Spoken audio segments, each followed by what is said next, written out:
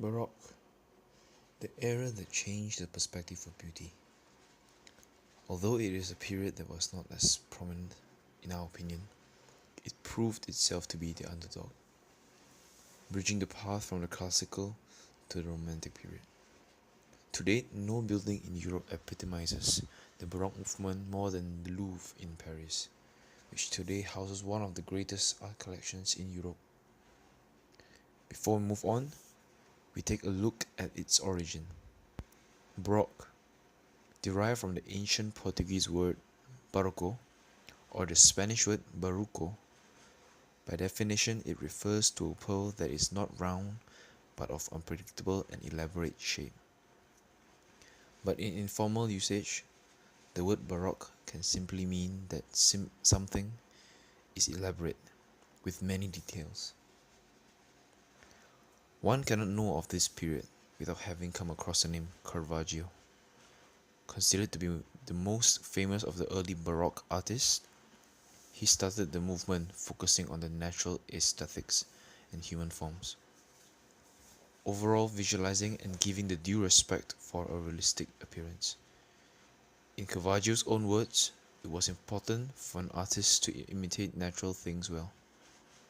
Keep in mind that the word Baroque was used as a negative remark to describe things opposite of the classical and Renaissance art, which concerned itself a lot with the harmony, balance and proportion, whereas the Baroque displayed a lot of diagonals, curves and passion in its stylistic features.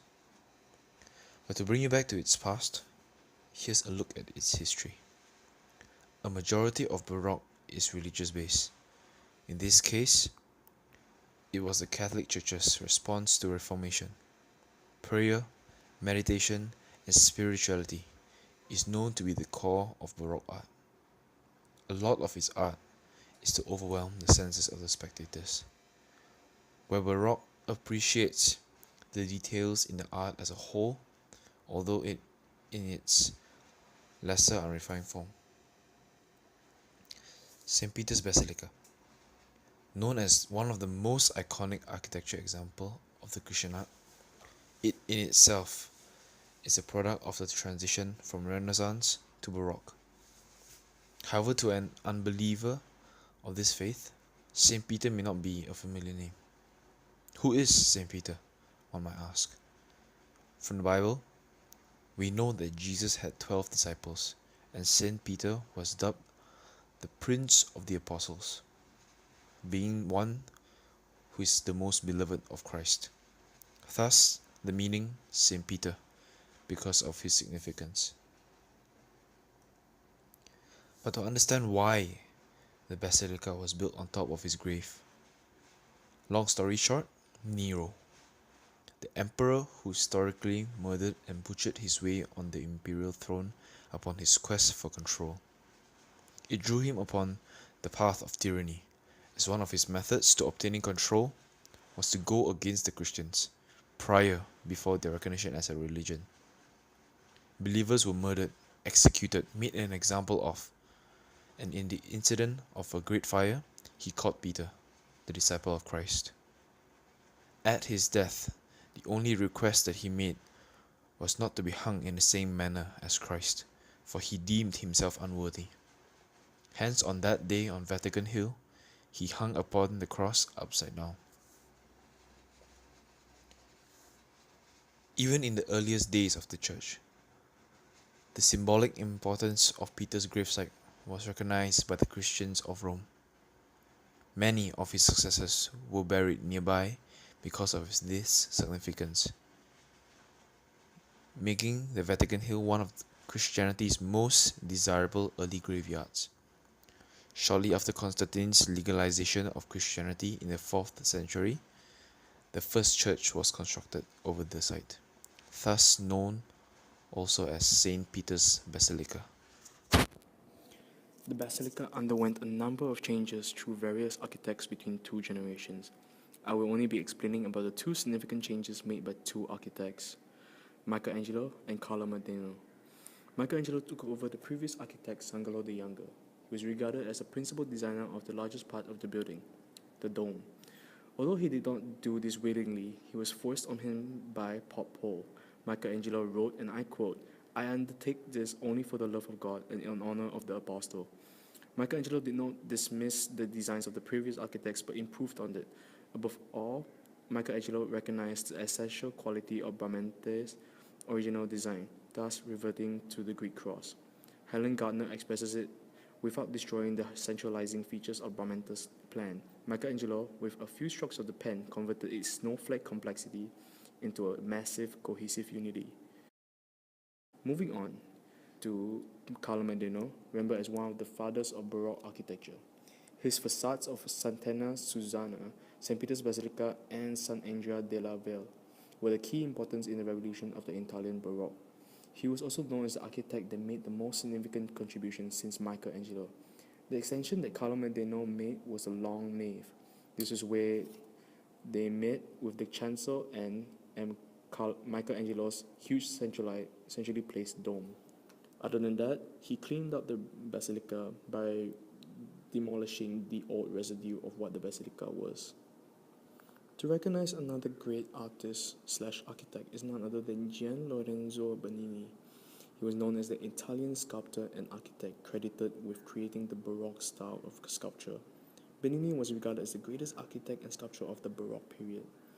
Within St. Peter's Basilica, a number of interior work that Bernini made was considered to be a combination of sculpture and architecture. This represented an important development in Baroque interior designing and furnishing. One of Bernini's works that stand in the middle of the entire basilica is the baldacchino. The giant canopy rests upon four helical columns, each of which stands on a high marble plinth. The columns support a cornice which curves inwards in the middle of each side. Above this, four life-size angels stand on the corners, behind whom four large volutes rise up to the second smaller cornice, which in turn supports the gilded cross on a sphere, a symbol of a world redeemed by Christianity. The source of the bronze to make the structure was an issue of contemporary controversy, as it was believed to have been taken out from the roof of the ancient Roman Pantheon, though urban accounts say that 90% of the bronze from the Pantheon was used for a cannon, and that the bronze for the baldachin came from Venice. What considers to be the most precious work is the Tabernacle of gilded bronze. It is also designed by Bernini.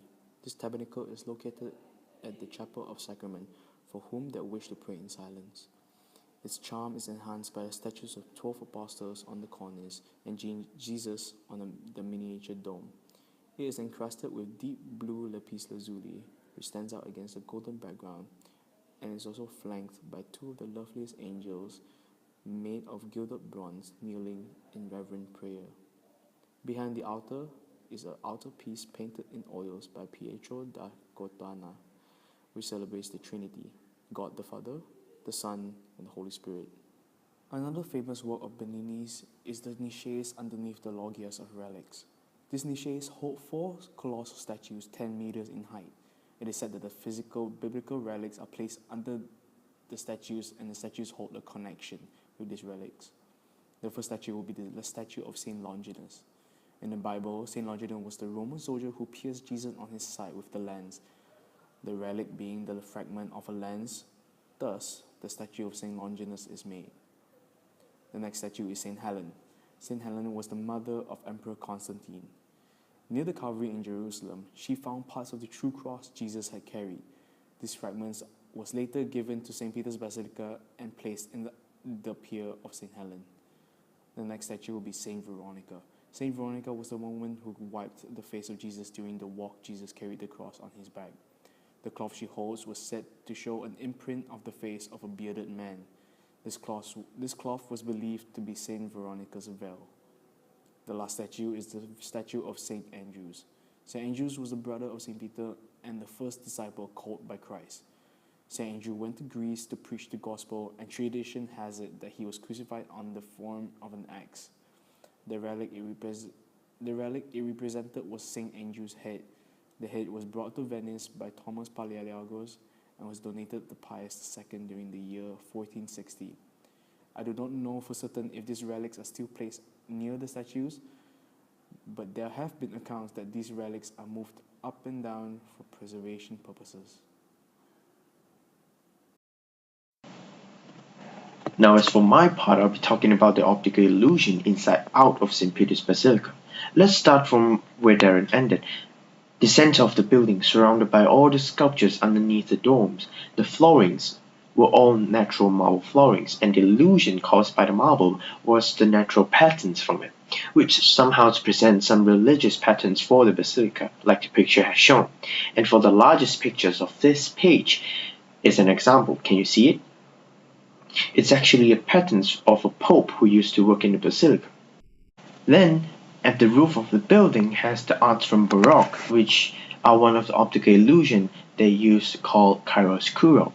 The hyper-realistic art created that era with super details of lightings and shadows was for the people to feel involved with gods and angels at heaven instead of being like the Greeks, where they used their arts and structures only to make people feel small underneath the protection of God. As picture has shown, was part of the roof of the basilica referring to heaven and involving the people underneath to it. Chiaroscuro was strongly used in Baroque that makes it special for that era.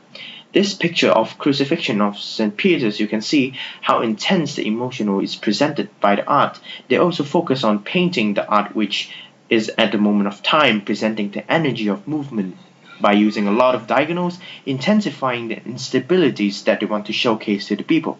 Then is the effects of lightings and shadow that make use of the chiaroscuro to make the paintings and art more realistic. Around the square, there are 4 rows of columns that was built, but in a few spots you stand at the square, you can only see one clean row of columns. This which was constructed as the dedication of the use of basilica in between the era of Renaissance and Baroque. Furthermore, for the optical illusion is the mysterious Aventine keyhole, located blocks away from the basilica. Everybody is looking through the keyhole at the place for some reason. It's because of this. The keyhole, as you see through, you can see the dome of the basilica surrounded by greens, like looking at heaven through a keyhole.